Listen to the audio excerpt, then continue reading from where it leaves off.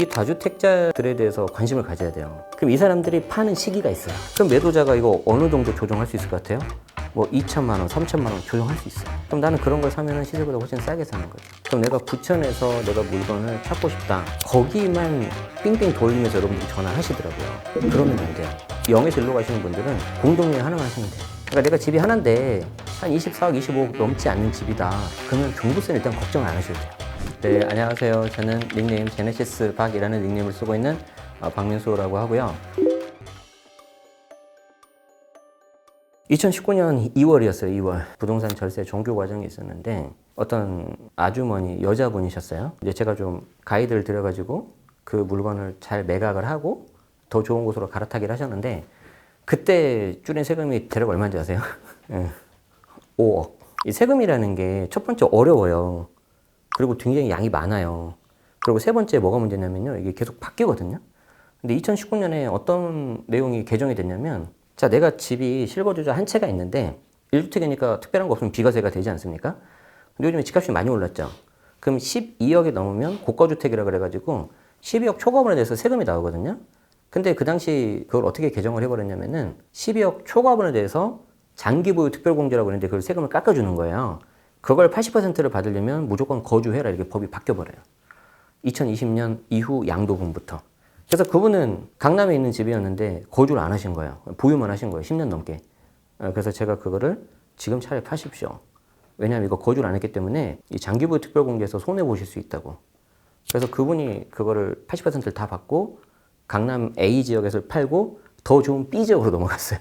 반대로 월스트 케이스가 있는데 제가 이제 회사를 2019년도에 그만뒀다 그랬잖아요. 근데 이제 보통 그만둔 동료한테 전화를 할 일이 거의 없어요.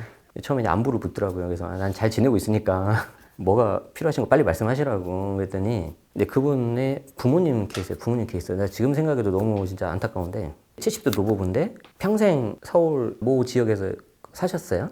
단독주택 하나 갖고 계시는 거죠. 평생 사셨으니까 이게 많이 올랐겠죠. 양도책이 한 10억 정도가 돼요. 그 집을 당연히 비과세인 줄 알고 팔았는데 비과세가 아니라고 연락이 온 거예요. 세무서에서.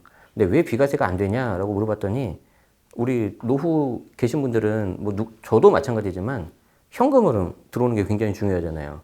그래서 이분들이 현금으로 만들려고 조그만 오피스텔 두 채를 산 거예요. 근데 이 오피스텔이 양도세 비과세 판단할 때 주택수 들어가거든요.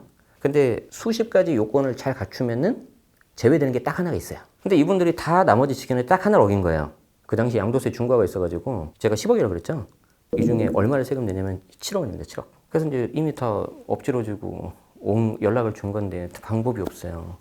근데 더 안타까운 건 뭐냐면 사업자 등록만 하면 그냥 끝나는 거였거든. 그 실수 하나로 7억을 이게 허무하게 냈다. 국가에 그냥 헌납했다. 이게 너무 안타까운데 첫 번째 잘못은 그냥 막연하게 될 거라고 생각한 그분들이 잘못이지만 두 번째는 뭐냐면 정보 비대칭성이 너무 크다고. 그리고 지난 정부에 너무 규제가 많았단 말이죠. 물론 이제 의도는 좋은 거였지만 0에서 1로 가시는 분들은 공동명의 하나만 하시면 돼요. 그럼 그냥 전략이 다 끝나요.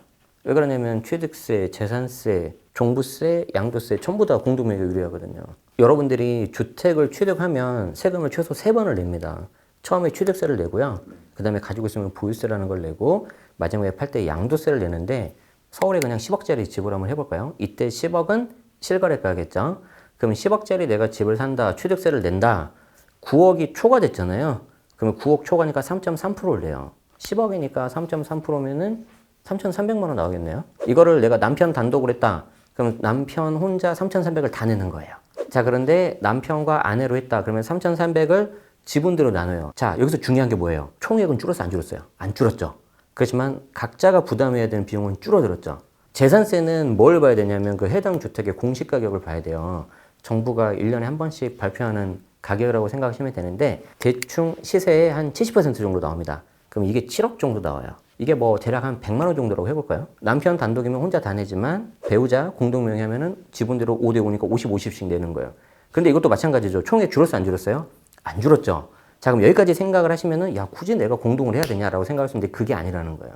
종부세 같은 경우에는 남편 단독 그리고 1세대 1주택이면은 공제 금액이 12억인데 이때 12억은 기준시가입니다. 기준시가 대략 7억이라고 그랬잖아요. 근데 단독 명의하면 12억이니까 아직 한참 남았죠. 종부세 대상이 아니에요.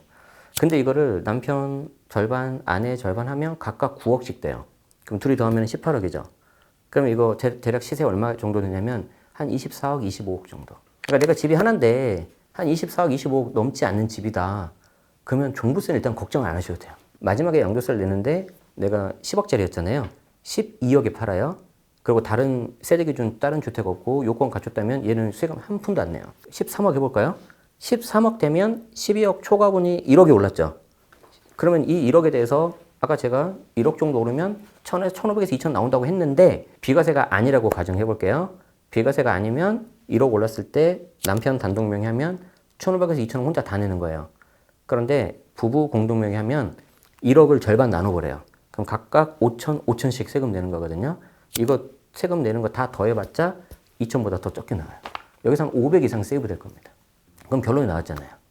취득세, 재산세 똑같죠. 근데 종부세 유리하죠, 공동. 양도세 무조건 공동 유리하죠. 그럼 안 할 이유가 없잖아요. 단 1주택인 경우에. 2주택이 되면 이제 훨씬 더 복잡해져요. 1주택에서 2주택 되시는 분들은 일시적 2주택 비과세 있죠.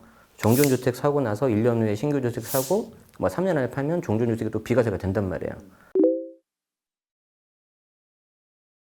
이 다주택자들에 대해서 관심을 가져야 돼요. 그럼 이 사람들이 파는 시기가 있어요. 예를 들어서 부유세 과세 기준일 6월 1일 되기 전에 판다든지 아니면 3년 내에 팔아서 비과세를 받고 싶다든지 어떻게 알아요? 부지런히 부동산 가는 수밖에 없어요. 그걸 이제 뭐라 그래요? 발품이라고 하죠. 책상에 앉아서만 검색하면 잘 안 나와요. 왜냐하면 부동산 소장님도 그거를 주고 싶은 사람한테 주는 거거든요. 예를 들어서 2023년 12월까지 팔아야 되는 거예요. 근데 한 달 남았어. 근데 이 안에 내가 못 팔면은 이게 비과세가 깨져요.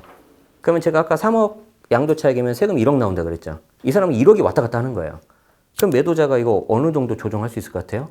뭐 2천만 원, 3천만 원 조정할 수 있어요. 그럼 나는 그런 걸 사면은 시세보다 훨씬 싸게 사는 거죠. 14년도에 내 집 마련했다 그랬잖아요. 그 뒤로 저는 여름 휴가를 가본 적이 없어요. 왜? 그때 가야 금매가 있거든요. 그래서 대신에 이제 뭐 여름 좀 일찍 한 5, 6월 달 아니면 끝나고 한 9월, 10월 달에 짧게 휴가를 갑니다. 그러니까 이렇게 노력을 좀 하시면 그래도 현장에 답이 있으니까 해보시기를 좀 추천드립니다. 조금 여기서 여러분들이 차별화를 좀 가져가시면 좋아요. 그래서 부천을 해볼까요? 그럼 부천이라는 곳이 어디 있습니까? 서울 서쪽에서 약간 더 왼쪽에 있고 그 뒤에 더 서쪽에는 뭐가 있죠? 인천이 있죠. 그럼 내가 부천에서 내가 물건을 찾고 싶다. 그러면 부천의 어떤 특정 단지나 지역을 찾아가지고 전화 임장하실 거예요. 자, 그런데 거기만 삥삥 돌리면서 여러분들이 전화를 하시더라고요. 그러면 안 돼요. 서울 집값이 만약에 오르거나 전세값이 올라요. 그럼 서울 강서 쪽에 있는 사람들이 부천 쪽으로 밀려갈 수 있겠죠. 그럼 여러분들은 어디에 전화를 또 해야 돼요? 서울 강서에 전화를 하는 거예요. 반대로 인천 부평구 쪽에 있는 사람들이 내가 서울로 좀 더 가고 싶은데 서울로 곧바로 못 가니까 중간에 있는 부천으로 또 올 수도 있겠죠. 그럼 인천, 부평구 이런 쪽도 연락을 해봐야 되는 거지. 여기 중심지가 있으면 이 중심지를 통해서 원을 반경을 늘려보는 거예요. 반경 1km, 반경 2km, 5km, 10km. 그래서 저 같은 경우에는 예를 들어서 전세 임차인을 맞추기 위해서 부동산 소장님한테 제가 한 60군데를 넘게 전화한 적이 있어요. 그런데 여러분들이 시간이 없으니까 30군데만 하고 싶어요. 그러신 분이 계시잖아요. 사람들이 움직이는 동선을 잘 파악을 해야 돼요. 아까 제가 인천에서 부천 넘어갈 거다. 서울에서 밀려서 이리 넘어올 거다. 그런 동선을 잘 생각하시면서 어디로 움직일지를 생각하고 기다리는 거죠. 도랑을 미리 딱 쳐놓고 가재가 언제 올지 기다리는 거죠. 그래서 결국엔 뭐냐면 여러분들 부동산 투자를 잘하고 싶으시면요. 뭘 공부하셔야 되냐면 사람 공부하세요. 그런 심리학 책이라든지 어떤 옛날 고전 이런 책을 보는 게 제가 봤을 때는 훨씬 더 나을 수 있습니다. 이거는 무슨 질문하고 비슷하냐면 엄마가 좋아요, 아빠가 좋아요? 답이 없죠. 주택을 사서 팔았다. 그럼 여기에 대해서 소득이 생기면 세금을 내잖아요. 근데 개인으로 팔면 양도세가 있고요. 법인으로 팔면 양도세가 아니라 법인세를 내요. 그럼 이게 무슨 차이냐? 개인 양도세가 비과세라는 가장 큰 혜택이 있거든요. 자, 그러면은 양도차익에 대해서 내가 비과세를 받으려면 반드시 개인으로 사야 되는 거죠. 근데 법인은 뭐가 좋냐면 내가 이 물건을 어떤 월세를 받겠다. 즉 시세 차익이냐 월세냐 현금 흐름이냐 이거 두 개예요. 저도 지금 법인이 두 개 있거든요. 그럼 그 법인 두 개에서 월급 하나씩 받는단 말이에요. 그래서 저는 월급 두 개 받아요.